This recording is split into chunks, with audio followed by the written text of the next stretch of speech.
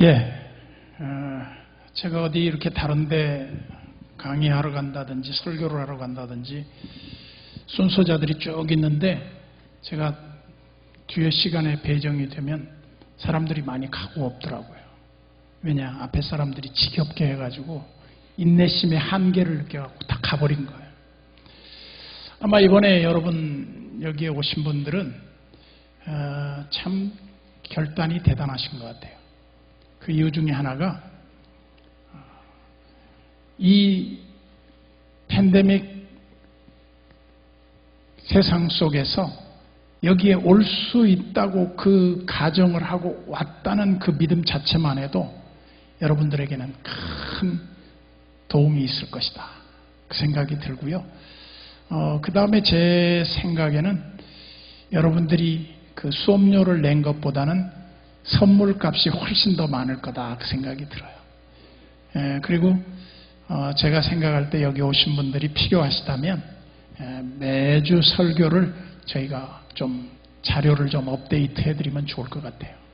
그래서 좀 최신의 좀 자료, 그런 부분들을 좀 잘 정선해서 여러분들한테 좀 제공했으면 좋겠다 하는 생각이 들고요. 아까도 제가 잠깐 개요예배 시간에 말씀을 드렸습니다만, 현대 설교의 트렌드가 뭐냐 그러면 스토리텔링이에요. 스토리텔링은 그야말로 이야기를 통해서 구성하는 건데, 이야기식 설교를 하지 않는 목사님들이 한국교회, 현대교회를 주도하거나 부흥시킬 수 있는 그런 교회들이 있는가 한번 찾아보세요. 거의 없죠. 굉장히 부담 없이 얘기하는데 그분들의 메시지가 통하고 교회가 부흥된다는 것. 무슨 이유 때문일까? 저는 그것이 바로 들려지는 설교 때문이라고 봤어요. 설교가 들려진다는 말은 내가 듣고 싶지 않았는데도 자꾸 귀 기울여지고 들어진다는 거죠. 여러분, 누군가 얘기를 해보세요. 그 얘기가 자꾸 궁금해서 듣고 싶잖아요. 설교의 기능성 측면에서 본다고 하면 설교가 우리 장로교 전통적인 교단의 설교과는 캐리그마예요. 선포만 하는 거예요. 듣든지 아니 듣든지. 그야말로 사도 바울식으로 말하면 십자가만 말하는 거죠. 아무 다른 철학이나 심리학이나 이런 그 시사성 있는 얘기를 하지 않고 십자가만 얘기를 하는 거예요. 근데 지금 만약에 그렇게 했다 그러면 그 교회가 어떤 면에서 현대 이 세대들을 포용할 수 있는 그런 메시지가 전해질 수 있을까? 저는 거의 불가능하다고 봐요. 그러면 이 설교의 트렌드를 어떻게 바꿀 것이냐? 이제 제가 스토리텔링과 내러티브와 들리는 설교에 대한 말씀을 드리려고 하는데, 이제 내러티브 설교 같은 경우에는 주일학교 동화 그 설교를 떠올리면 됩니다. 예를 들면 뭐 사울의 이야기, 다윗의 이야기를 그 주인공의 입장에서 캐릭터를 만들어서 내가 그 모노 드라마를 하는 것처럼 얘기를 하는 거죠. 그리고 화자가 있고 청자가 있고 또 청중이 있고 여러 사람이 돼서 내가 그 사람들의 심리적인 그런 묘사를 다 해줄 수 있을 때 그걸 일명 내러티브 설교라고 할 수 있고요. 제가 아마 규정을 그렇게 해봤어요. 그리고 그냥 스토리텔링 설교는 그냥 얘기하는 겁니다. 근데 제가 오늘날 한국교회 목회자들의 설교를 몇 분 이렇게 외부에서 우리 교회에 오셔서 설교하는 분들의 설교를 듣다 보면 설교자들이 그 피드백이 없으면 굉장히 힘들어해요. 근데 우리는 그런 게 없어요. 제가 설교할 때 그런 말을 가끔 합니다. 듣든지 말든지, 믿든지 말든지, 믿거나 말거나. 믿으세요, 그렇게 말하지 않습니다. 그럴 필요도 없고요. 안 믿어지는데 믿습니까 해서 아멘 한다고 해서 그게 믿어집니까? 잘못된 것 같아요, 저는.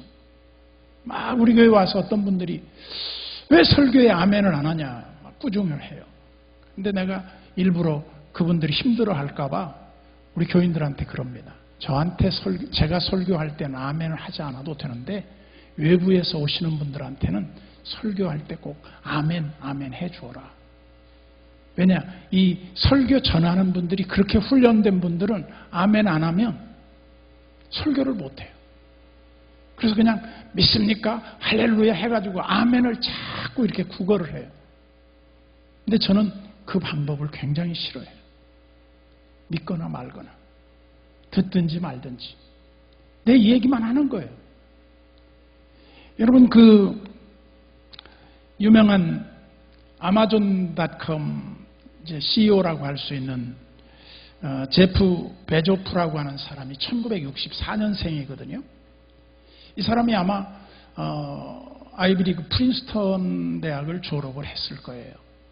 근데 이 사람이 그 자기의 사업한 얘기를 그 아마존.com의 이야기라는 책이 나와요. 거기 보면 이런 이야기가 나옵니다. 자기가 나이가 들어도 평생 잊을 수 없는 게 하나 기억이 되는데 할아버지로부터 들은 얘기가 잊혀지지 않는다는 거예요. 그러면서 그 사람은 이 전달 매체의 제일 중요한 게 뭐냐 하면 이야기로 봤어요. 이야기로 봤는데 이렇게 이야기를 꺼내는 겁니다. 자기 얘기를 이렇게 꺼내요. 자기는 대학을 졸업하고 처음에 책 배달업의 사업을 시작을 하는데 너무나 자본이 없고 열악하니까 미국의 그 가정 주차장에 그 주차장을 빌려서 그 거라지에서 이 책 배달 업무를 시작한 거예요. 근데 지금 아마존.com이 애플보다 주가가 더 비쌀 겁니다. 세계 초인류 기업이 됐어요. 근데 이 기업이 왜 이렇게 컸느냐? 그분 말에 의하면 이런 말을 했어요. 자기는 거라지에서 시작을 할 때 이 거라지가 너무 낮아서 일어나다가 늘 머리를 박곤 했대요. 그만큼 열악한 곳에서 시작을 했는데 책을 싸서 그 포장해서 그 배달하는 업무를 시작한 이 아마존이 오늘날의 이 드론을 띄워서 세계로 모든 물품을 배달하는 회사가 됐고, 내가 예를 들면 소포를 보내면 이 웹을 통해서 내 물건이 지금 어디에 있다는 게 다 드러나요. 언제 며칠 날 몇 시에 도착한다는 것까지도 예측이 다 나와요. 이거 하나를 통해서 이 아마존.com이 성공한 얘기를 꺼내는데 제가 그걸 오래전에 봤어요. 근데 잊혀지지 않아요. 왜 잊혀지지 않느냐? 그 사람이 첫째, 둘째, 셋째 이렇게 얘기를 했더라면 제가 기억을 못했을 거예요. 근데 그야말로 자기 어려운 시절의 이야기를 부끄러운 얘기겠지만 그걸 다 꺼내서 얘기를 해요. 근데 그게 저에게 너무나 익숙하게 잘 들려진 거예요. 안 잊혀져요. 그래서 내가 그 얘기를 다른 데 가서도 전할 때 그 얘기를 꺼내서 사용해요. 제가 어렸을 때 우리 집에는 아주 시골이었어요. 시골이고 지금도 마을버스가 안 다니는, 제 고향은 전라북도 부안 변산 그 외변산 자락에 산기슭에 우리 집이 있었는데 거기에서 제일 내가 어렸을 때 구하기 힘들고 보기 힘들었던 것이 딱 두 가지가 있는데 그게 뭐냐면 신문이 없었어요. 우리 동네에 신문 보는 사람이 없었어요. 신문 좀 보고 싶었는데. 두 번째는 뭐가 없었냐? 책이 없었어요. 책을 좀 보고 싶은데 책이 없어요. 우리 동네에 딱 대학 나온 분이 두 분이 있었어요. 하나는 고려대학을 나왔고 두 분이 고려대를 나왔는데 하여간 그렇게 했는데 옛날에 그분들은 시골의 부자였죠. 근데 그분들이 대학을 나왔는데 대학교에 나오면서도 책이 별로 없어요. 왜 그러느냐? 우리 형들 세대들은 먹고 대학생이라고 공부에 관심이 없어요. 물론 공부에 관심 있고 유학 간 사람들도 있었지만 대부분 시골에서 집에서 보내주는 그 쌀 팔아서 그 소 팔아서 보내준 돈으로 그냥 대학 생활만 즐기다가 왔지 의미 없는 인생을 쌓고 그냥 돌아온 겁니다. 그냥 우리 아버지의 머릿속에는 대학 가봐야 아무 쓸모없는 곳이구나 하는 생각에 굉장히 우리 아버지는 사로잡혀 있었어요. 근데 그때 제가 신학대학에 간다고 그러니까 우리 아버지는 교회를 안 다녔었거든요. 신학대학에 간다고? 대학교 가면 그거 다 필요 없던데? 걔네들 먹고 대학생들이야. 아무 일도 안 하고 대학 나왔답시고 시골에 놀고 있는 거예요.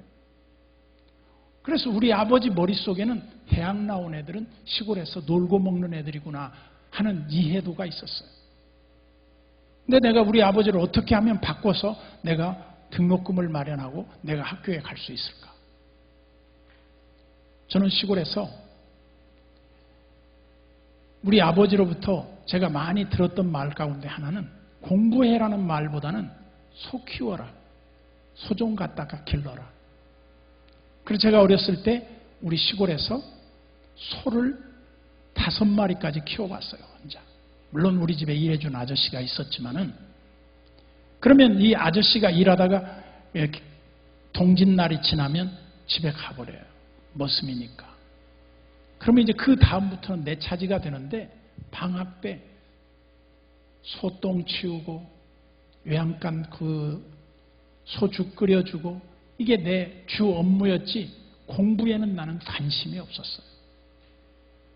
그러면서 소를 키울 때 너무 힘들고 힘드니까 내가 소를 붙잡고 울었던 적이 있어요. 이 소가 없으면 나는 너무너무 편할 텐데. 근데 나중에 제가 대학을 갈 때 우리 아버지가 감동을 받았어요. 신학대학에 간다고 그러니까 소를 한 마리 팔아서 내 등록금을 대주시더라고요. 그래서 제가 전도서의 말이 버떡 기억이 났어요. 소를 키우지 않으면 구유는 깨끗하겠지만 소를 키우면 많은 유익이 있느니라. 여러분, 잠언서 한 구절이 설교되는 거예요. 실제로. 그게 뭐예요? 내 얘기를 통해서 그 한 구절이 스토리텔링으로 변화가 된 거예요. 얘기가 된 거잖아요. 이 이야기를 들은 사람은 잠언서를 딱 펴고 소 얘기가 나오면 내 얘기가 떠올릴 거예요. 왜요? 그걸 주석적으로 얘기하고 그걸 신학적으로 얘기하면 기억이 안 남아요. 근데 그 어렵게 시골에서 살 때 소를 키워서 우골탑이라고 그러잖아요. 그게 내 한 학기 등록금이 되고 기숙사 등록금이 되고 밥값이 되고 한 학기 책값을 쓰니까 딱 맞더라고요. 너무너무 알뜰하게 살았어요. 그리고 2학기 때부터 한 교회에 가서 그냥 교사하고 성가대로 봉사하는데 한 달에 교통비 3,000원을 주는데 그게 제 용돈이었어요. 잊혀지지 않아요. 그런데 참 놀라운 건요. 여러분들이 이 교회에 와보시고 조금 이렇게 새롭게 느껴지는 부분이 하나 있었을 거예요. 그게 뭐냐면 이게 교회인가? 이게 구청 건물인가? 좀 헷갈렸을 거예요. 왜냐하면 교회 같은 모습이 안 보이잖아요. 교회를 교회같이 하면 너무 뻔하잖아요. 그래서 교회를 교회같이 안 하는 것이 현대 트렌드고 그게 바로 패러다임 쉬프트다. 사람들의 기존의 생각을 깨뜨려 버리는 거죠. 저는 가끔 그런 생각을 해요. 제가 이게 넥타이를 매고 있습니다만 여러분들이 저하고 같은 넥타이를 누가 매고 이렇게 정장을 하고 앉아 있다면 제가 그 넥타이를 풀러버릴 거예요. 왜? 둘이 똑같은 거 매고 있으면 따라간 것 같잖아요. 누군가 하나는. 물론 이거는 김대중 대통령 고인이 되신 김대중 대통령이 즐겨 매던 넥타이예요. 물론 내가 그 사람한테 얻은 건 아니에요. 근데 어느 날 매고 보니까 같이 매고 있더라고. 그런데 왜 지금도 매느냐? 이제 저는 이 목회자들의 소위 이 복장에 대한 부분도 많이 생각을 해요. 저는 이 목회자들이 입는 옷이 어떤 옷이면 제일 좋겠느냐 보니까 교복이면 제일 좋겠더라고요. 교복이 뭐냐? 우리 개념 속의 교복은 곤색 자켓에 하얀 와이셔츠나 아니면 스프라이트 옆줄무늬 있는 파란 그 블루 컬러의 와이셔츠나 그리고 이 스프라이트 무늬가 제일 무난한 복장이다.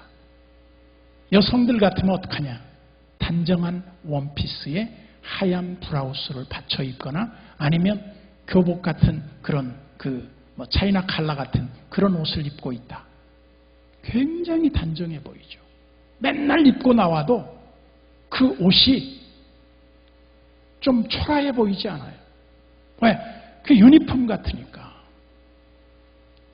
목회자의 이 옷차림 하나도 중요하고요. 헤어스타일 하나도 중요하고요. 그리고 목회자가 사용하는 안경 하나도 굉장히 중요하다고 봐요. 저는 다른 사람이 다 하는 걸 될 수 있으면 안 따라가려고 합니다. 왜? 내 캐릭터를 지키기 위해서. 남들이 다 한 거 하면 변별력이 없는 것 같아요. 그래서 어떻게 하면 나는 나 하나밖에 없는 유일한 존재가 될 것인가에 대한 자기 만들기를 무지하게 애쓰고 힘써야 될 것 같아요. 그런 측면에서 설교도 그렇다는 얘기예요. 저 사람 누구 설교 누구 닮았는데? 누구하고 비슷해? 그러면 그 사람의 설교는 그만큼 가치가 떨어질 것 같아요. 왜? 카피했다 이렇게 본다는 거예요. 제가 어느 교회 목사님 얘기를 들었어요. 설교를 계속 카피해서 그 사람이 설교하다가 그 교회 젊은이들이 이걸 다 조사하니까 다 나오는 거예요. 본문하고 제목하고 쳐 넣으면 인터넷 검색 기능에서 다 찾아줘요. 근데 내용까지 예화까지 똑같이 나와버리니까 사람들이 어떻게 생각하겠어요? 아, 우리 목사님은 남의 것 뺏겨 쓰는 분이구나. 대단한 불쾌감을 느꼈죠. 결국 그 목사님이 그 교회를 사임했다고 들었어요. 모 교회에서도 제가 아는 목사님도 설교 계속 남의 거 카피해서 뭐 구체적으로 김동우 목사님 설교를 많이 카피했다고 그러더라고요. 그것 때문에 문제가 많이 됐어요. 근데 여러분 설교 카피할 필요 없습니다. 제가 그 미국의 선진화된 교회 탐방 프로그램에 있어서 벌써 한 15년, 20년이 넘었습니다. 그때 제가 미국에 갔을 때 릭 워렌 세미나에 제가 참석한 적이 있었어요. 릭 워렌 목사에 참석을 했더니 그분이 이런 말씀을 하더군요. 여러분 지금 우리 목회자들이 카피에 대한 부분에 많은 비난을 받고 있다. 그런데 카피와 참고가 뭐가 다르냐 그랬더니 그분 기준은 이렇게 말했어요. 책을 4권 이하로 보면 카피다. 그러나 책을 5권 이상 보면 4권 이상 보면 그건 참고다. 다른 말로 하면 너무 조금 보고 좁게 얘기하면 카피라는 거예요. 근데 많은 책을 보고 참조하면 참조가 된다는 거예요. 저도 그런 차원에서 남과 설교를 같이 하지 않기 위해서 부단히 애를 써요. 그리고 될 수 있으면 원고는 있지만 원고를 보고 설교하려고 하잖아요. 저는 설교를 한 2시간 가까이 할 수 있는 분량을 설교를 만들어요. 그리고 1, 2, 3, 4부를 설교하는데 주제는 거의 대동소이하지만 전개 방법은 완전히 다르게 할 때가 많아요. 깜짝 놀라요. 일부 설교를 어떤 분이 어제 같은 경우에도 자기가 집에서 유튜브로 듣고 왔더라고요. 실방송 설교를. 근데 내가 설교를 3부 예배에 똑같은 제목으로 똑같은 본문의 설교를 하는데 너무 다르게 전개하니까 자기는 일부 설교 좀 복사해달래요. 그래서 내가 복사해 주었죠. 전혀 다르게 설교를 할 수 있는 기술이 어디에서부터 비롯되느냐 하면 자기 캐릭터가 있으면 돼요. 자기의 독특한 캐릭터. 우리나라에 최근에 그 기생충이라고 하는 영화가 우리 목회자들에게 많은 시사성을 알려줬어요. 이런 세계가 있는 줄 몰랐거든요. 한마디로 대저택에 살고 있는 그 지하실에 살고 있는 인간 이하의 삶을 살아가는 그 숨어 사는 사람들의 이야기를 보면서 우리는 깜짝 놀랐죠. 물론 그건 영화지만은 그 영화 속에서 우리에게 메시지로 전하려고 하는 메시지가 뭐였겠습니까? 빈부격차, 그 다음에 사회적 계층 간의 너무나도 높은 벽. 그 영화를 볼 때 여러분들은 어떤 느낌이 들었는지 모르지만 저는 그 영화를 보면서 기도하면서 봤어요. 뭐라고? 저 운전기사와 식모와 그 아들이 안 들키기를 위해서 막 기도하는 마음으로 그 영화를 봤다고요. 왜 그렇게 봐야 합니까? 그 플롯 자체가 그렇게 구성이 됐어요. 영화가. 이 영화 기법은요, 저는 종합예술이라고 봐요. 영화가. 목사도 이 설교가 영화 한 편을 보는 것과 같은 그런 느낌을 받았으면 좋겠다는 거예요. 우리가 그 오래된 영화 가운데 TV에서 방영이 됐던 영화가 있었는데 프랑스 영화였죠. 그 은행 강도와 딸이라고 하는 영화가 있었어요. 근데 그 영화의 줄거리가 이런 줄거리였습니다. 그 은행 강도 터리범이 전문 은행 강도 터리범이 털다가 잡혔어요.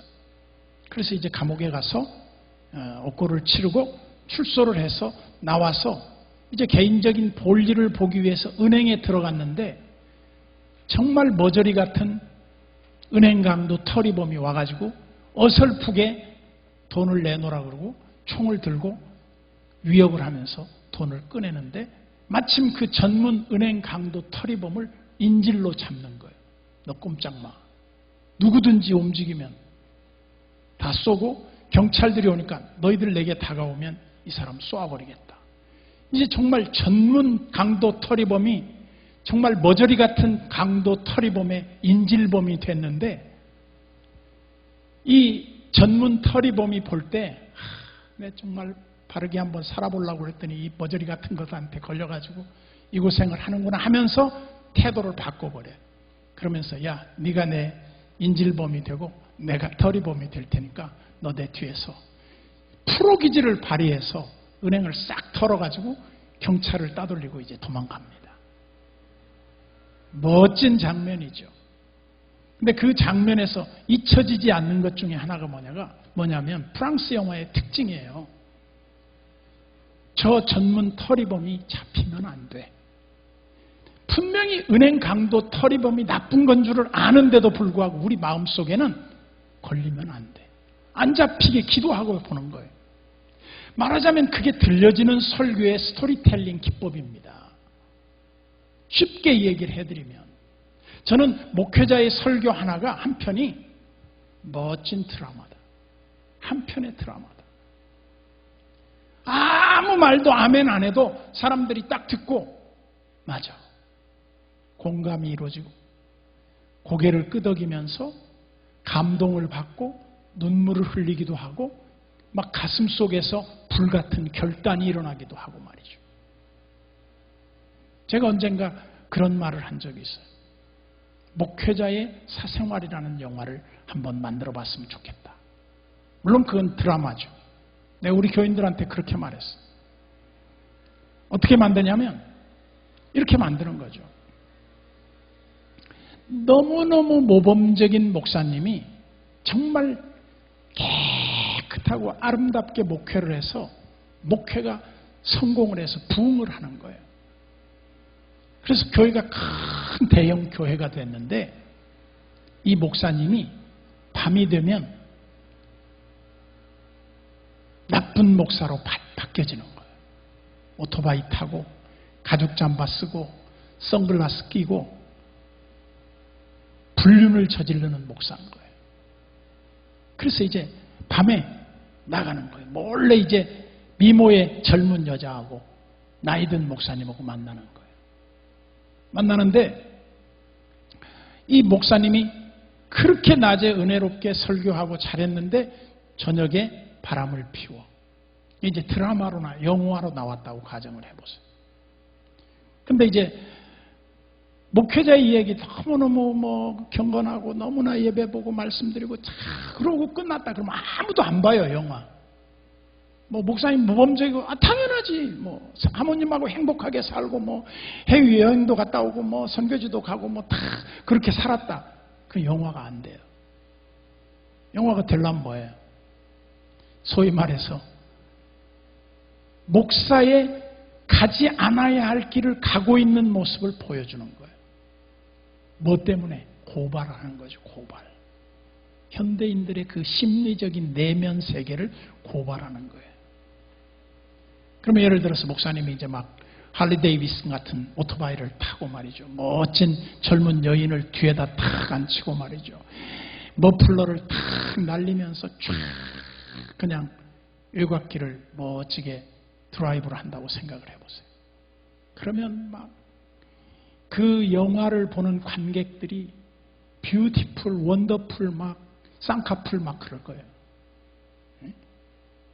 왜 이렇게 됩니까? 책상의 변화 때문에 그래요. 사람들의 고정관념을 깨버린 거죠. 거기에서 무슨 얘기가 나올 것 같습니까? 이제 제가 예를 든 거예요. 그 멋진 한 쌍이 어떤 이 수도권 외곽에 고즈넉한 카페에 갔다고 생각을 합시다. 차를 한잔 마시러 갔는데 마침 그 시간에 우리 집사람도 동창회하러 거기로 오는 거예요. 그러면 이제 잘못하면 다 들통이 나는 거예요. 그러면 보는 청중들은 어떻게 봐요? 들키면 안 돼. 들키지 마. 막 응원을 해주는 거예요. 그런 영화 기법이 바로 뭐냐? 프랑스 영화의 기법이고 기생충 영화의 기법이었다는 거예요. 그러면 우리가 지금 그렇게 말을 함으로 인해서 그런 스토리를 전개하면서 설교를 했다고 가정을 해보세요. 그러면 그 설교를 듣는 사람들의 머릿속에는 그래, 로맨스를 즐기자 그 생각이 아니라 위험한 행보에 대한 잘못을 내가 책임지지 않으면 안 된다는 생각을 갖게 해주는 거죠. 그러니까 그것은 말로 믿습니까? 안 됩니다. 해야 됩니다. 선동해 갖고 되는 게 아니다 이 말이죠. 공감하고 그 청중들이 그것을 느낄 수 있도록 해주면 된다는 거예요. 그게 바로 뭐냐면 현대 설교의 새로운 기법으로서 우리는 하나의 종합예술을 만들어야 한다. 그게 이제 설교의 새로운 패러다임이라고 봐요. 그러면서 제가 이런 얘기를 했습니다. 여러분들이 이미 그래서도 봤는지 모르겠지만 징검다리론이라는 얘기를 내가 참 많이 했어요. 제가 쓴 책 잠언서에도 그 얘기를 했는데 잠언서를 제가 쓰면서 제일 어려움을 겪은 것 중에 하나가 뭐였냐면 자료의 빈곤이었어요. 반복되는 얘기를 어떻게 하면 지겹지 않게 전할 수 있을 것인가. 이게 저의 제일 큰 숙제였어요. 10년 넘게 설교를 해왔는데 잠언서를 설교하고 초반에 한두 장 설교, 서너 장 설교하니까 자료가 없어요. 그래서 제가 장기 목회를 하는 사람들이 창세기서 출애굽기까지 계시록까지 그 설교를 하다 보면 자료의 빈곤을 느낄 텐데 어떻게 했을까 생각을 한번 해보니까 잠언서를 설교하다가 정말 벽을 느꼈어요. 벽을. 자료가 없어요. 그래서 제가 생각해낸 것이 이것이었죠. 이 좋은 보고와 같은 말씀을 어떻게 하면 재밌게 전할 수 없을까? 어떻게 하면 스토리텔링을 할 수 없을까? 그래서 제가 그때부터 자료를 모으기 시작했는데 제가 잠언서를 쓸 때까지만 해도 잠언서를 강해한 사람이 별로 없었어요. 지금 벌써 10년, 20년이 지나고 나니까 사람들이 잠언서가 많이 나왔더라고요. 그러면서 제 것도 하나의 그 징검다리론으로 말한다면 누군가 이 책을 보고 인사이트를 얻을 것이다. 제가 보면 이런 느낌이 들잖아요. 우리가 길 가다가 돌 옆에 길가에 큰 돌이 하나 있어요. 그래서 밤중에 어두운 데 가다가 거기에 탈바닥 엎어졌어요. 그러면 이게 걸림돌이에요. 근데 이 돌을 내가 아이들이 학교 다니는 시냇가에다가 이렇게 딛고 건널 수 있으면 징검다리가 돼요. 징검다리 몇 개만 놓으면 애들이 물에 안 빠지고 건너간다는 말이죠. 제가 목회관도 그런 느낌을 들었어요. 내가 징검다리 하나 놓고 또 누군가 그 징검다리 앞에다 또 돌을 하나 놓고 또 내 돌을 밟고 넘어가면서 또 하나의 돌을 놓다 보면 거기가 길이 될 것이다. 그리고 그게 좁아지면 다리를 놓을 것이다. 그리고 더 많은 사람이 다니다 보면 고속도로가 될 것이다. 나는 단지 돌 하나만 놓았을 뿐인데 사람들이 편하면, 사람들이 유익하다면 그걸 찾고 딛고 다니면서 그것이 길이 되고 다리가 되고 고속도로가 될 수도 있지 않겠느냐.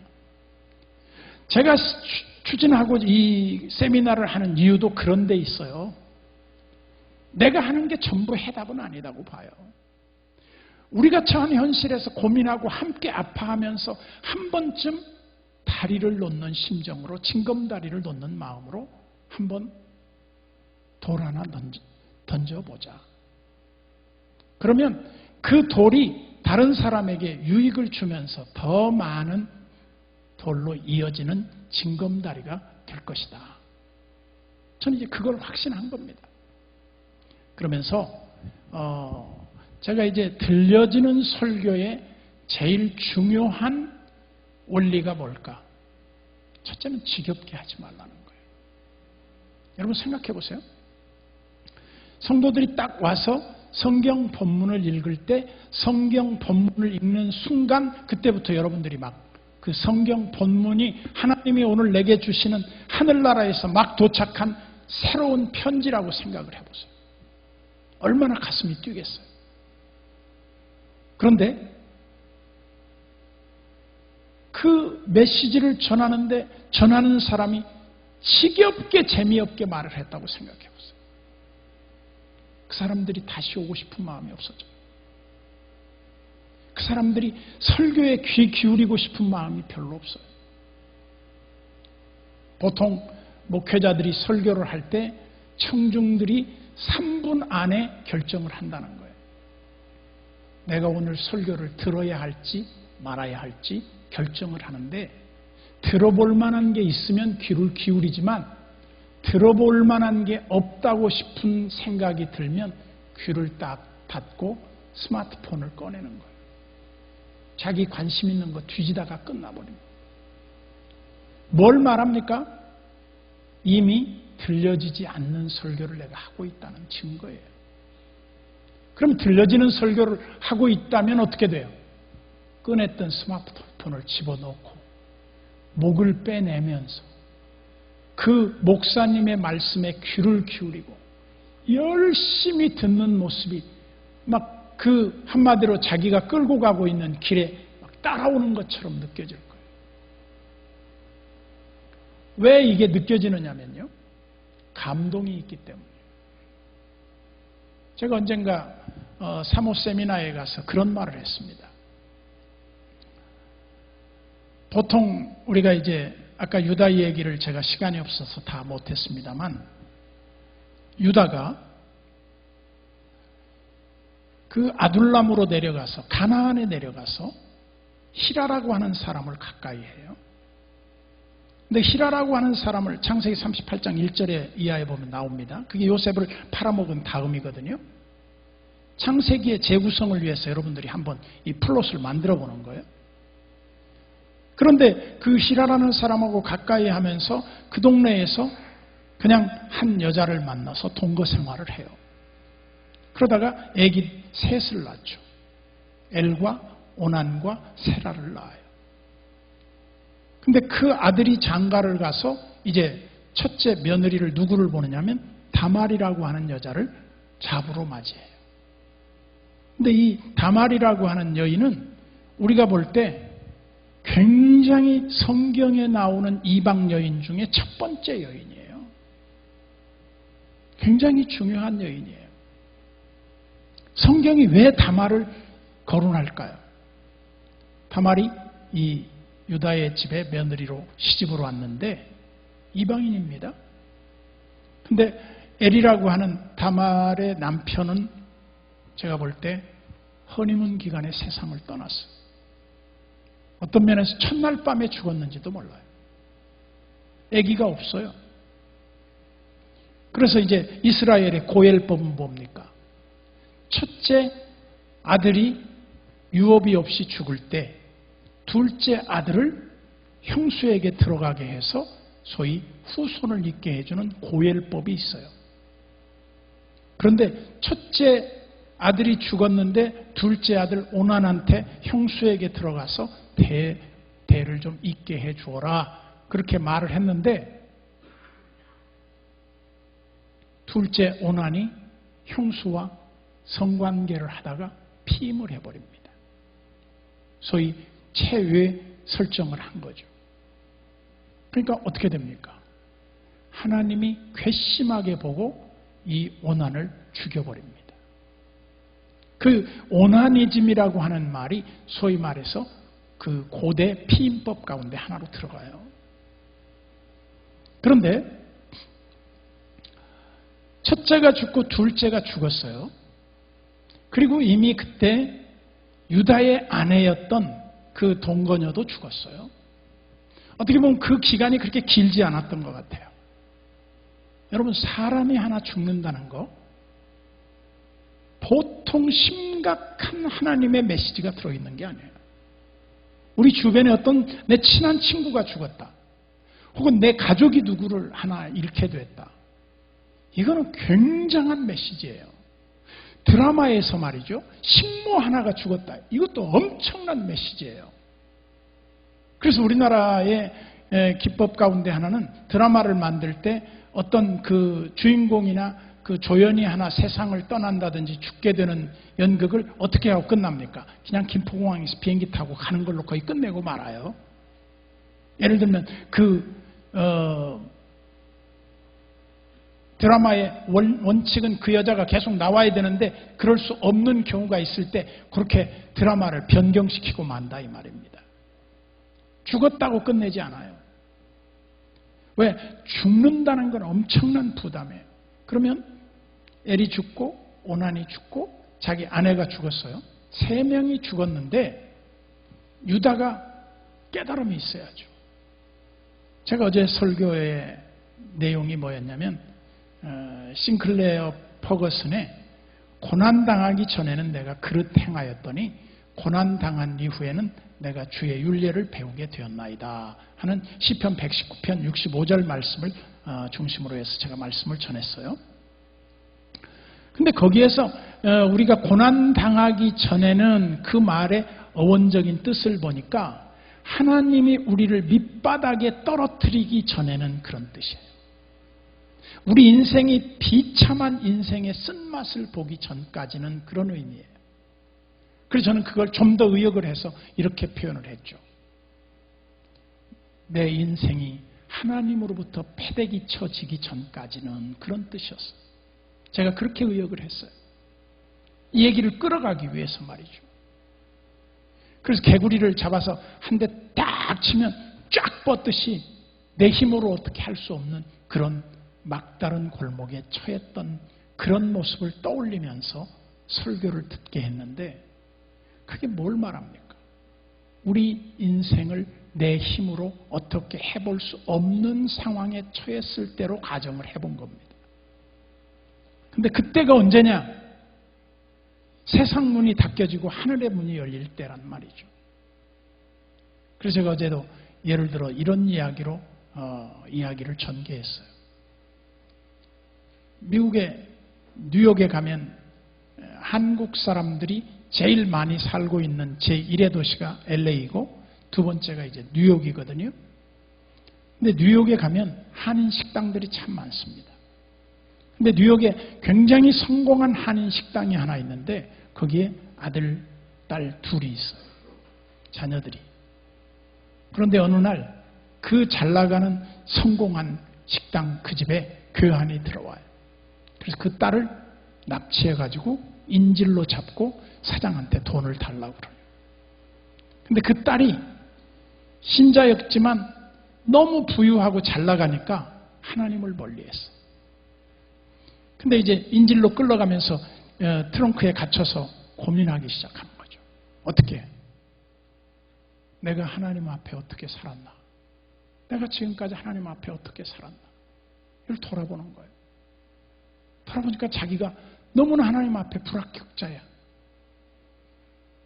주님을 위해서 헌신한 것도 없지. 주일도 제대로 못 지켰지. 돈 버는 데만 혈안이 돼서 11조도 떼먹었지. 하나님 앞에 통곡을 하고 회개하기 시작하는 거예요. 한마디로 그 차 안에서 부흥회가, 이 트렁크에서 개인 부흥회가 열리는 거예요. 부흥회가 열리면서 회개하니까 그 차 안에 평안이 임하는 거예요. 갑자기 평강의 주께서 두려움을 없애줘요. 그러면서 어떻게 됩니까? 나중에 아버지가 그 딸을 협상하기 위해서 교환들하고 돈을 건네주러 와가지고 FBI가 그 딸을 건져줘요. 근데 그 딸을 트렁크에 꺼내면서 사람들이 굉장히 의아한 모습을 보게 돼요. 그 이유는 뭐냐면 14시간 그 교환들이 끌고 다녔으니까 초죽음이 돼 있을 줄 알았던 딸이 너무나 해맑은 웃음으로 나타난 거예요.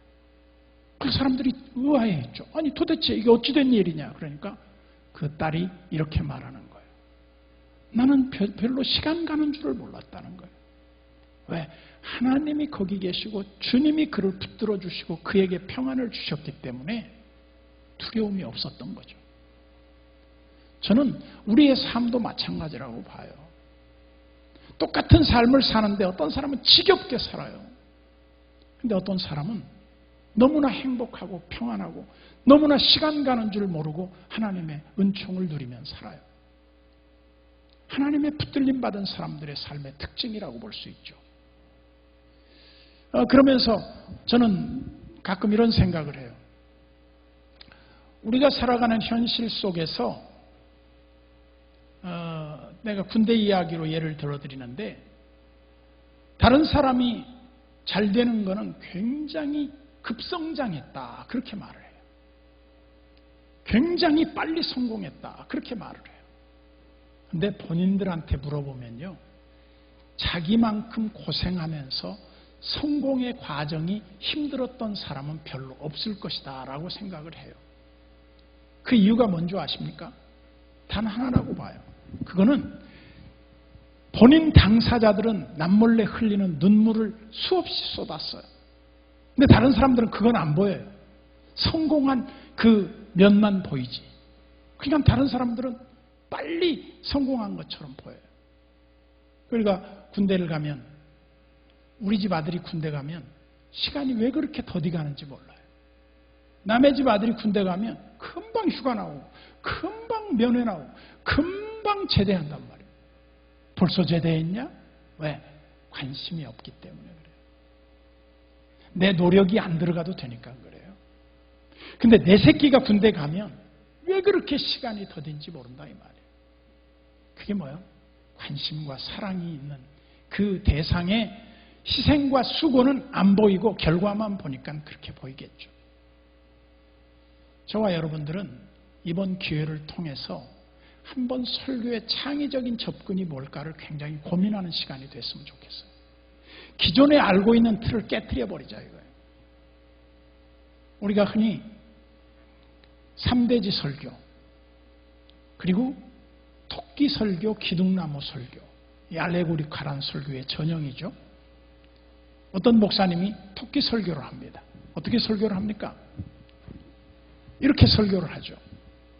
이제 레위기서에 보면 사반이나 토끼는 부정하니 먹지 말지니라, 그 본문을 설교 본문 제목으로 하나 정하는 거예요. 그러면서 설교 제목이 알레고리 전형인 토끼 같은 신자가 되자 이렇게 설교를 해요. 그래서 3대지로 딱 만드는 거예요. 첫째, 토끼 같은 신자 제1번. 첫째는 뭐예요? 눈이 빨간 신자가 되라. 그 말은 늘 회개하고 눈물 흘리는 신자가 되라는 거예요. 두 번째는 토끼 같은 신자. 두 번째, 귀가 쫑긋해. 두 귀가 잘 말씀을 듣고 순종하는 성도가 되자. 두 번째 대지야. 세 번째 토끼 설교의 세 번째 대지는 뭐냐? 토끼처럼 앞발은 짧고 뒷발은 긴 토끼가 되자. 다른 말로 하면 올라가기는 잘하지만 내려오는 거는 안 내려오는 신자가 되자. 토끼들이 올라가는데 잘 뒷발로 튀어 올라간단 말이죠. 내려오는 데는 앞발이 짧으니까 위험하다 이 말이에요. 이 세 가지 설교를 하면 일반인들 같으면 어떻게 되겠어요? 와, 우리 목사님 설교 죽인다 그럴 거 아니에요. 근거도 없이 그냥 자기 하고 싶은 얘기만 했지 근거가 없는 얘기예요. 성경이 토끼에 대한 얘기는 좋은 쪽으로 한 번도 한 적이 없어요. 뭐 개 같은 신자가 되자 그래도 좋겠죠. 뭐 예를 들면 보신탕 끓여 먹으려고 어떤 분이 똥개 한 마리 키웠는데요. 얼마나 두드러 패갖고 복날 잡아먹으려고 했는데 그 개가 끌리다 도망갔대요. 근데 그렇게 뒤지게 맞고 그랬는데도 저녁 때 되니까 돌아왔대. 뒤지게 맞아도 돌아오는 신자가 되자. 예를 들어 얼마나 웃기는 설교가 되겠습니까? 근거도 없는 설교. 이런 설교를 가지고 이 시대의 지식인들의 마음을 만족시켜주고 어루만져줄 메시지를 전하기는 불가능하다. 잠깐 쉬고 또 하도록 합시다. 예.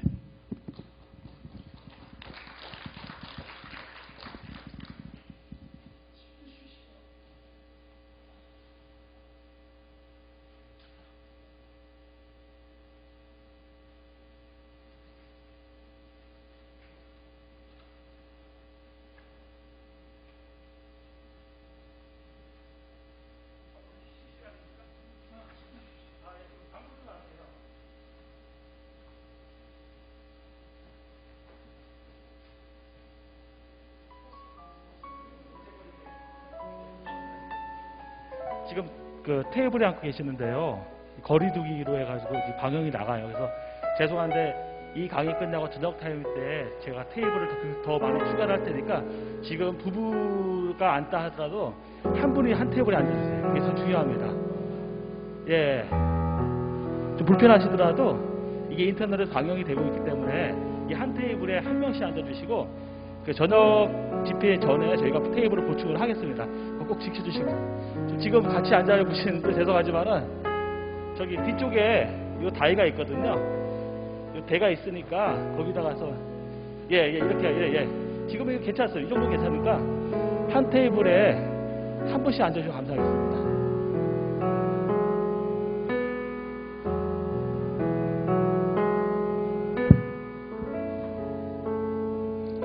예, 좀 혹시 추우신 분들은 이 에어컨 밑을 이렇게 좀 피해서 도망가세요.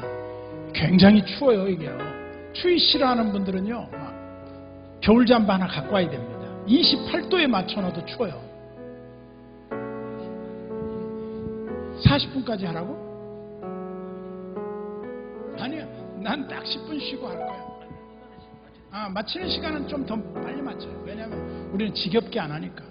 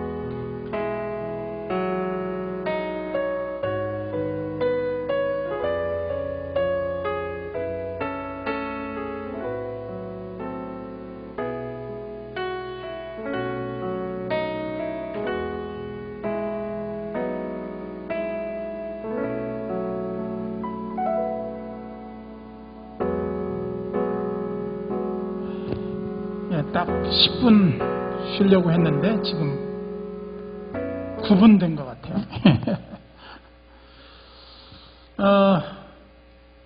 어떻게 하면 보다 나은 우리가 설교자가 되고 재밌고 교인들이 즐거운 그런 신자가 돼서 우리 교회의 목회와 함께 즐거운 우리의 삶을 꾸려나갈 것인가, 이런 생각을 한번 해보면 참 좋을 것 같아요. 이야기는 참 듣고 싶어요.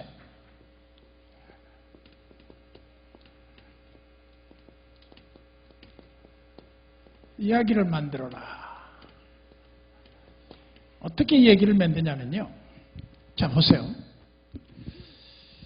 현대는 가치 창출의 최고의 그 비밀이 뭐냐면 이야기를 만드는 거예요. 이야기. 예를 들면 여성들 제일 좋아하는 게 뭐예요? 명품 가방. 가방이 있어요. 가방 명품이 뭐가 좋냐? 그냥 서민들이 많이 쓰는 거는 그 가짜 가방들이 많지만 그 뭐죠? 여자들 명품 가방 그냥 일반적으로 한 3, 40만 원 가방 뭐 있죠? 우산도 있고 뭐 있던데. 명품들을 좋아해요. 그 다음에 이제 구찌가 있고, 그 다음에 샤넬이 있는데, 이런 건 전부 다 명품이 되기 전에 이 명품을 만들어가는 장인들의 이야기가 숨어 있어요. 근데 이런 가방보다 더 비싼, 몇 배가 비싼 가방이 있어요. 그게 뭐냐면 스토리의 가방인데, 예를 들어 봅시다. 지금 세계 최고의 갑부의 대열에 있는 워런 버핏이 있어요. 워런 버핏이 낡은 가방을 하나 들고 다녀요. 낡은 가방을 들고 다니는데, 이 가방은 자기가 고생하면서 젊은 시절에 이 증권도 사다 팔고 그 고생한 보험도 하면서 고생한 흔적이 담겨 있는 가방이에요. 근데 그 가방을 이 워런 버핏이 못 버려요. 고쳐서 수선해서 또 쓰고 하는데 다 낡아서 헤어졌는데 그걸 또 바꾸고 깁고 해가지고 갖고 다니는 가방이 있어요. 이 낡은 가방은 뭐가 있어요? 스토리가 있어요. 다른 어떤 것과 바꿀 수가 없어요. 만약에 이 사람이 이걸 경매에 내놨다고 생각을 해보세요. 샤넬 가방 이런 것들하고는요, 비교가 안 돼요. 왜? 스토리 때문에 그러는 거예요. 스토리 때문에. 그 사람이 있게 된 과정의 아픔의 그 스토리를 이 가방이 갖고 있는 거예요. 내 성공의 한 아이콘과 같은 거란 말이에요. 난 초등학교도 제대로 못 나왔다. 난 어려서부터 남의 집에서 잔심부름하면서 뼈를 굵었다. 그리고 내가 최초로 들어간 직장은 예를 들면 이렇게 뭐라고 그러나요? 정부에서 이렇게 파는 채권 같은 거, 그런 거 채권 장사하고, 그걸 이제 조금씩 불려나가면서 그 다음에 증권을 사 모으고 증권가의 대부가 돼서, 지금 예를 들면 워런 버핏이 자기와 점심을 한 끼 먹는데 경매를 해요. 근데 보통 워런 버핏이 점심 경매를 하면 자기의 그 주식 노하우를 다 전수해 줍니다. 그리고 무슨 주식을 사고 무슨 주식을 갖고 있다는 걸 말해 줘요. 그리고 무슨 주식이 유망하다고 이 얘기를 한마디 해주면 몇백억 있는 자산가들은 그 말 한마디 듣고 딱 점심시간에 그 사람과 함께 나눈 이야기 속에서 수십억을 이득을 내버리는 거예요. 그러니까 이 사람하고 함께 밥을 먹으려고 하면 얼마를 줘야 되느냐? 경매를 붙여본 결과 보통 6억 5천에서 8억 4천이 가더라고요. 저는 이 이야기를 들으면서 우리 목회자들도 스토리가 필요하다 이거예요. 아마 저희 교회에 대한 얘기를 여러분들이 들었을런지 모르겠지만 우리 교회 이야기도 스토리가 있어요. 무슨 스토리냐? 제가 33년 전에 이 동네에 올 때 여기는 논밭이고 야산이었어요. 그리고 소를 키우는 마을이었어요. 그런데 제가 이 교회에 올 때 너무너무 가난한 동네라 나도 가난했지만 무허가 건물을 임대해서 수리해가지고 교회 예배당으로 개조해서 쓰던 교회였어요. 그래서 제가 이 교회에 부임을 해서 딱 보니까 까마득한 거예요. 앞이 안 보이는 거예요. 이 가난의 문제, 이 교회의 그 경제적 부담 문제가 너무너무 큰 거예요. 이걸 어떻게 극복할 것인가? 그래서 저는 이제 하나의 제 나름대로 신앙의 고백을 담은 말을 했어요. 십자가 앞에 엎드리자.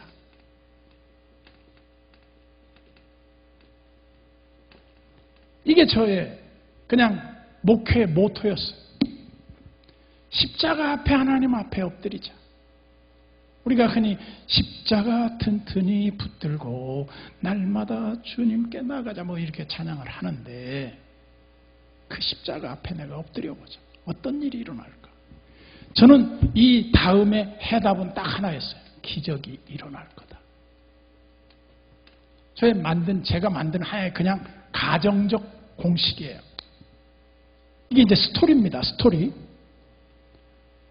그래서 우리가 흔히 안산의 김인중 목사님 제가 개척 이 얘기를 들어보니까 이분은 신문에 안산 반월공단 신도시가 생긴다는 말을 듣고 그 신문 광고 하나 들고 맨 땅에 그 신문지를 펼쳐놓고 기도하셨더라고요. 그런데 저는 아무것도 모르고 이 동네에 그냥 들어왔어요.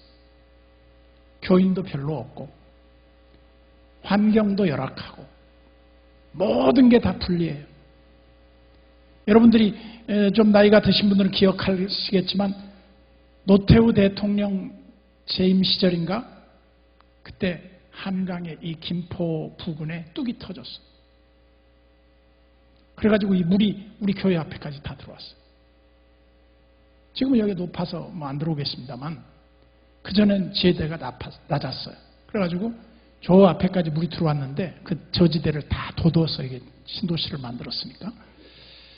그런데 제가 이 지역에 와서 보니까 얼마나 가난한 사람들이 살고 있었느냐면 시부모와 아들과 자부가 한 방에서 커튼 치고 자더라고요. 얼마나 딱해요. 근데 내가 그분들한테도 그런 말을 했어요. 기도하면서 하나님 앞에 엎드려보자. 반드시 하나님은 사막에 장미꽃을 피우시고 오아시스를 만들어내시는 분이다. 저는 그걸 확신했어요. 그래 엎드려 기도했는데 2달 만에 이쪽이 신도시 개발이 나더라고요. 여기가 사실은 일산보다 먼저 신도시 개발이 났던데요. 근데 여기를 오히려 규모가 작으니까 일산 먼저 그 다음에 화정지구 먼저 하고 여기가 맨 나중에 개발이 돼서 제가 들어와서 기도하고 시작한 지 2달 만에 발표는 나고 7년을 더 기다렸어요. 일산 화정지구 다 되고 난 다음에 마지막으로 여기가 됐어요. 물론 이후에 이제 서정지구도 되고 했습니다만은. 그래서 제가 이걸 보면서 무슨 생각이 들었냐면 우리가 하나님 앞에 무릎 꿇고 그 십자가 앞으로 나아가면 하나님은 반드시 우리들을 그냥 두시는 분이 아니구나 하는 생각을 하게 됐어요. 근데 이거 하나 가지고 우리 교회가 스토리가 되는 거예요. 그리고 이제 그 무허가 돼지막사 앞에 사람들이 모여드는 겁니다. 제가 볼 때 그때 설교 엉성하기 그지없었을 거예요. 그런데 왜 사람들이 왔을까? 우리가 흔히 그 고인이 되신 별세 목회자 그 이중표 목사님 얘기 아시죠? 이중표 목사님이 이런 비유를 들었어요. 불교는 절간이다. 초상집이다. 그 다음에 유교는 향교다. 그리고 도포자락을 입고 있다. 그 다음에 기독교는 가나 혼인잔치집이다. 이 얘기를 딱 들으면서 제가 무슨 생각이 들었냐면 기독교회가 최고의 강점을 가지려면 뭐가 중요하다고 봤냐면 결혼식 집에 있는 기쁨과 그 감격이 필요하구나. 이게 없으면 안 되는구나. 그래서 이 즐거움, 행복, 기쁨, 감사, 잔치 이 분위기가 교회에 한 분위기로 자리 잡기 시작하면 교회는 되겠구나 하는 생각을 했어요. 근데 그게 맞더라고요. 근데 우리 때만 해도 목회관이 어떤 목회관이었냐면 맨날 울었어요. 주여 기도하는 사람도 울고 좌우지간 뭐 철회하면 울고 늘 울어도 눈물로서 못 갚을 줄 알아 늘 우는 목회를 했어요. 징징거리는 목회를 했다고. 근데 저는 기쁨의 목회를 하자. 즐거움의 목회를 하자. 행복한 목회를 하자. 여러분 이 얘기 들었죠? 박재천 목사님이 시인이라고 하는데 명지대학교 교목 시절에 이분이 곽선희 목사님을 만나서 물었대요. 목사님은 설교에서 제일 뭘 강조합니까? 그랬더니 나야 행복을 말하지. 그래서 조용기 목사님을 만나서 물었대요. 조용기 목사님은 주로 설교에 뭘 말합니까? 나는 하나님의 은총과 기적이지. 근데 두 분이 말하는 대로 되더라는 거예요. 그래 나는 뭘 제일 많이 쓰는 목사가 될까 생각을 하다니까 저는 행복과 성공이라는 말을 참 많이 썼어요. 행복과 성공이라는 말을 많이 쓰다 보니까 행복과 성공이 오더라고요. 그래서 제가 마지막 날 목회 컨설팅 얘기를 하겠지만 목회자들이 제일 힘든 게 뭐냐면 사람 다루는 거하고 교회 재정 운용이에요. 이걸 어떻게 잘할 것이냐 제가 그걸 노하우를 가르쳐 드리겠습니다. 간단합니다. 저는 그거를 일명 이제 사막의 주인을 늘 등에 지고 낙타가 이제 그 천막 밑에서 무더운 여름철에 뜨거운 사막의 열기를 피하기 위해서 주인한테 딱 말하는 거 하나 있잖아요. 주인님, 너무 더워서 그러는데 다리 한 짝만 그 텐트 속에 넣으면 안 돼요? 오케이. 그러니까 조금 있다가 주인님 좀 더워서 그런데 궁뎅이까지 좀 넣으면 안 될까요? 넣어라. 나중에 또 뭐래요? 몸통까지 넣으면 안 돼요? 넣어라. 지가 들어와서 주인을 밀어내려면 주인이 그 낙타를 빵 차버리게 되죠. 말하자면 모든 일은 다리 하나 넣기로부터 시작이 된다고 봐요. 그 조그만 것의 차이점을 우리가 모르기 때문에 힘들어요. 그거 하나만 넣으면 돼요. 간단합니다. 이제 그 여파에 대한 얘기는 또 나중에 해드리기로 하고요.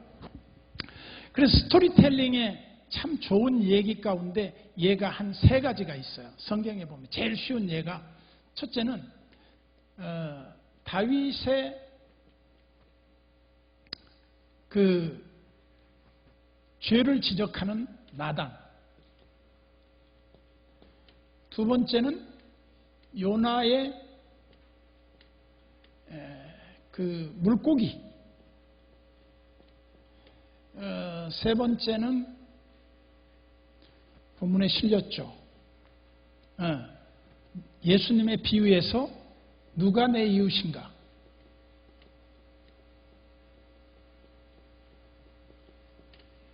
이것만 알면 말이죠. 뭐 여기 뭐 에스더 얘기도 있고 뭐 성경에 드라마틱한 얘기가 너무너무 많아요. 다니엘 얘기도 그렇고 뭐 얘기 투성이에요. 근데 얘기를 들으면요, 애들이나 노인이나 다 좋아하고 쉽게 이해를 해요. 그리고 예수님의 설교법을 보세요. 뭐 씨 뿌리는 자의 비유만 보더라도 우리 농경 문화에 익숙한 사람 누구나 다 아는 얘기예요. 아는 얘기를 꺼내는데 아는 얘기 속에 메시지가 들어있단 말이에요. 그래서 스토리텔링의 중요점이 바로 거기에 있다고 보는 거예요.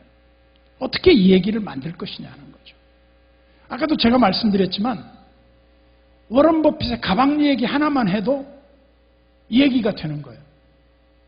우리 교회 예를 들어서 개척이 얘기만 해도 그 젊어서 어렸을 때 촌놈이 말이지 소 키우다가 소가 자기를 힘들게 한 줄 알았더니 소가 나중에 보니까 그 사람 대학교에 등록금이 돼주더라고 말이죠.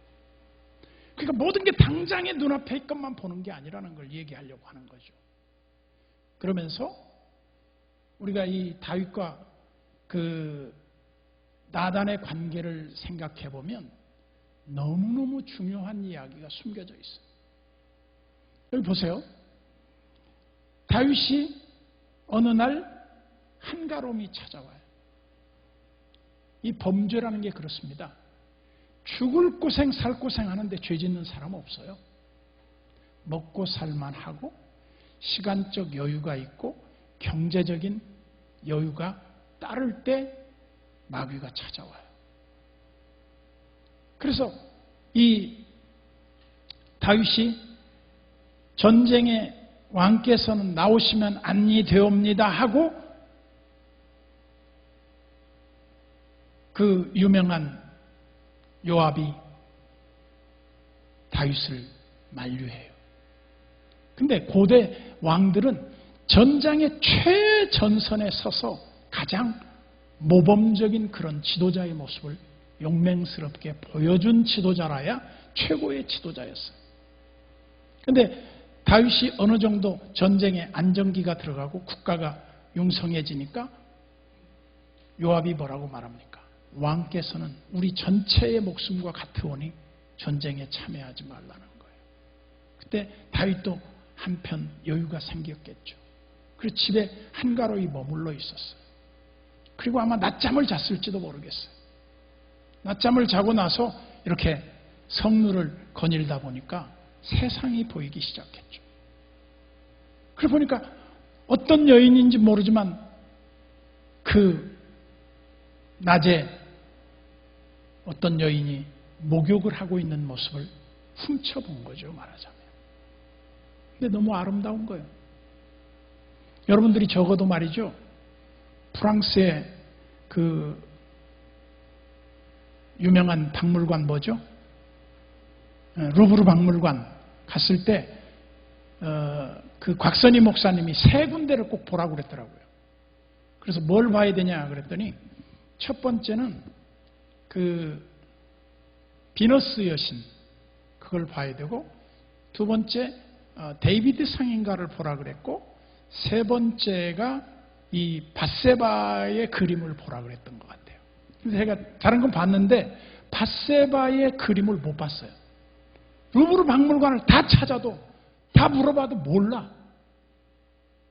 내가 영어 실력이 모자라서 질문을 잘 못했는지 모르지만, 야, 밧세바 그림이 어디 있냐? 몰라, 사람들이. 못 보고 왔는데, 하여간 곽선희 목사님 책에 보니까 꼭 세 군데는 보라 그랬더라고요. 전 못 봤어요. 두 군데는 봤는데, 못 봤는데, 어쨌든 다윗이 그 여인에게 매력에 빠졌어요. 물론 여러분 고대 여인들은요, 뚱뚱하고 못생긴 여자들을 미인으로 쳤어요. 그래가지고 이 밧세바를 다윗이 보고 반했는데, 그 여자가 왕의 초청을 받고 불륜을 저질러요. 그리고 완전 범죄를 시도해서 모든 걸 다 덮어요. 그런데 불륜의 씨가 자라요. 그래서 그 여인이 다윗에게 이렇게 전가를 보내는 거죠. 왕이여, 큰일 났습니다. 뭐냐?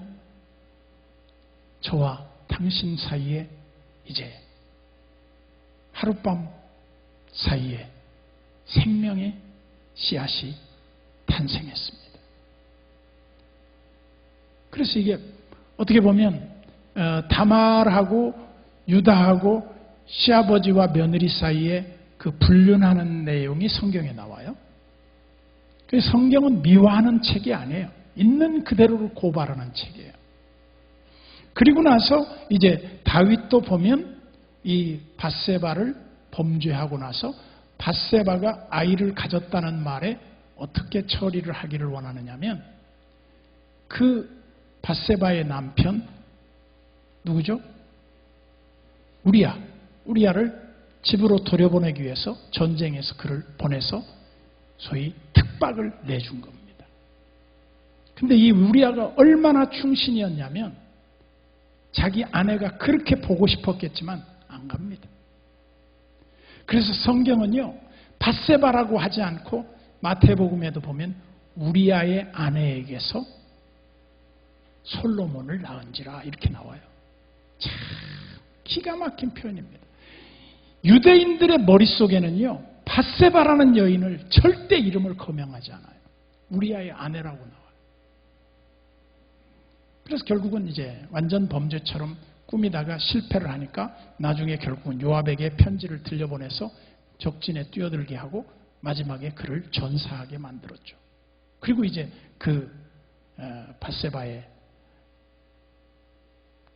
차지를 이제 밧세바를 이제 다윗이 차지를 하는데 거기까지 얼마나 완전 범죄처럼 보여집니까? 그런데 하나님이 나단 선지자를 보내는 거예요. 근데 나단 선지자가 우리 장로교 목사 같은 선지자였다면 이렇게 말할 거예요.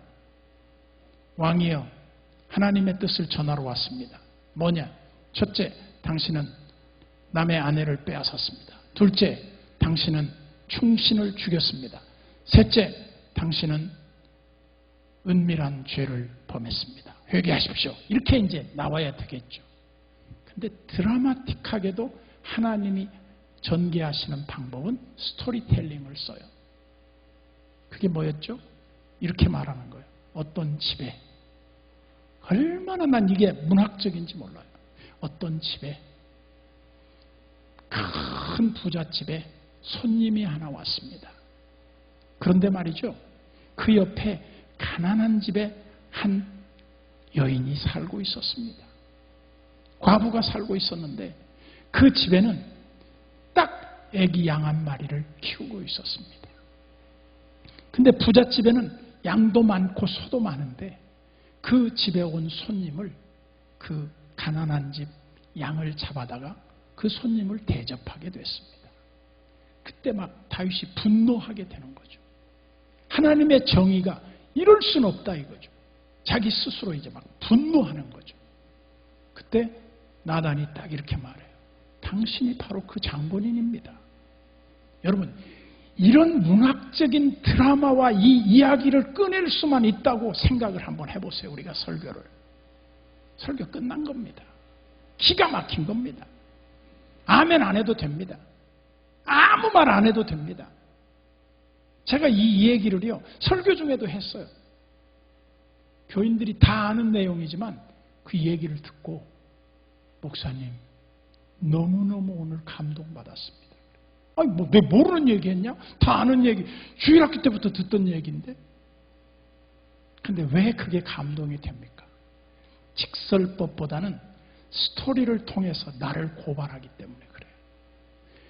여기에서 다윗이 고발당하는 것 같지만 실제로는 그 예배에 참여한 모든 교인들의 숨은 죄를 고발당하는 거예요. 기가 막히잖아요. 아무도 몰라요. 그런데 하나님은 다 알고 있어요. 그걸 드러내는 거예요. 그러면 한국교회가 얼마나 수준이 높아지겠냐 이 말이에요. 직설적으로 말하지 않아도 교인들이 다 안단 말이에요. 그게 뭐예요? 이야기 속에 담겨져 있는 비밀이에요. 이야기를 하면요, 교인들이 이렇게 말합니다. 목사님, 오늘 꼭 저들으라고 하신 말씀 같아요. 그래. 아니, 이야기가 객관성 있는 거죠. 어떻게 한 개인에게만 얘기를 합니까? 누구나 들을 수 있는 얘기고 누구나 다 아는 얘기인데, 그때 그 이야기가 자기의 이야기로 들려진다는 거예요. 이게 물론 성령의 조명이기도 할 수 있고 이 설교자의 어떤 그 영감이라고 할 수도 있지만, 우리가 그런 기법을 그동안에 너무나 소홀히 했다는 거죠. 자꾸 자기 스타일의 그 첫째, 둘째, 셋째 토끼 설교만 하고 있고, 기둥나무 설교, 기둥나무는 쪽 뻗어야 된다, 구부러지면 안 된다, 고든 신자가 되라. 두 번째 기둥나무 신자는 뭐예요? 높이 자라야 되고, 그 다음에 세 번째는 왕궁의 백향목처럼 귀 쓰여야 된다, 이런 식으로 억지로 갖다 맞추는 거예요. 그런 설교보다는 제가 볼 때 이 드라마에 그 나올 수 있는 그런 이야기를 만들어내는 기술, 그것이 이 코로나 사태 이후에 우리 목회자들의 변혁 중에 제일 중요한 변혁이 아닐까, 저는 그런 생각을 해봐요. 그러면서 여러분 한번 같이 공감을 해보는데, 유대인들의 그 랍비들이 얼마나 의로운 사람들입니까? 얼마나 자만심이 강한 사람들입니까? 근데 그들에게 예수님이 질문을 당해요. 선생님, 계명을 잘 가르치시는데 어떤 계명이 제일 큰 계명입니까? 근데 또 주님은 또 질문을 답하는 것보다는 질문에 또 질문을 해요. 글쎄, 네 생각에는 어떤 계명이 크다고 생각하니? 하나님을 사랑하고 이웃을 사랑하는 것이 크고 첫째 되는 계명이죠. 아, 그래? 그러면 네가 생각할 때 네 이웃은 누구라고 생각하니? 이제 이웃의 개념을 주님이 바꿔줘 버려요. 그래서 어떤 사람이 예루살렘을 떠나서 여리고로 가다가 강도를 만났다. 여러분, 저는 성경의 그 워드플레이를 참 중요하게 보는데 말이죠. 아까도 제가 말씀드렸지만 유다가 아비집을 떠나서 아둘람으로 내려가서 가나안에 거주하니라. 내려갔다는 말이 나와요. 여러분, 단어에서 말이죠. 옛날 우리 한샘 국어 선생님이 있었지만 내려갔다는 말이 나오면 딱 네모를 쳐보세요. 내려갔다는 말이 나오고 잘 됐더라 하는 경우가 거의 없어요. 예외적인 경우가 한두 건 있긴 있을 겁니다만 내려가는 것은 안 좋은 거예요. 이게 워드플레이인데 그 언어적 유의라고 봤을 때 내려간다고 하면 좋은 결과가 안 와요. 우리 신앙도 마찬가지라고 봐요. 내 신앙이 침체되면 좋은 결과가 안 와요. 내 신앙이 상승하고, 우리가 찬양도 보면 요즘 그 신학생들이 안 부르는 찬양이 있더라고요. 그게 부름받아 나서니 몸 찬양을 안 한다고 그러더라고요. 왜냐? 부담스럽다는 거예요. 아골골짝 빈들 가기 싫은 거예요. 도시 목회하고 싶고, 빛과 번쩍 성공하고 싶지, 고생하고 싶지 않다는 거죠. 그런데 아골골짝 빈들에라도 복음 들고 가오리다고 부르던 세대들은 오늘날 목회가 잘 돼요. 근데 아골골짝 빈들에는 안 가겠습니다 하는 사람들은 목회가 안 돼요. 참 아이러니죠. 그러면서 어떤 사람이 내려가요. 그래서 저는 요즘 안 부르는 찬송가 중에 하나가 저 높은 곳을 향하여 노래 잘 안 부르고요. 그냥 그거 좀 리메이크송 해서 좀 불렀으면 좋겠어요. 그래서 예를 들어 저 높은 곳을 향하여 날마다 나아가자, 예를 들어 이렇게 부른다든지, 아니면 올라가 그런 노래를 부른다. 내가 몇 시까지 해야 돼? 40분까지 해야 돼? 근데 오버했네. 난 50분 더 하려고 그랬는데. 그러면 나머지는 책 속에 다 있어. 그리고 모르면 나중에 저하고 개인적으로 만나서 교제하면 다 나와. 내 거 하나도 숨기려고 하지 않으니까 여러분들이 언제든지 좋은 시간 우리 같이 교제할 수 있기를 바랍니다. 여기까지만 하겠습니다. 고맙습니다.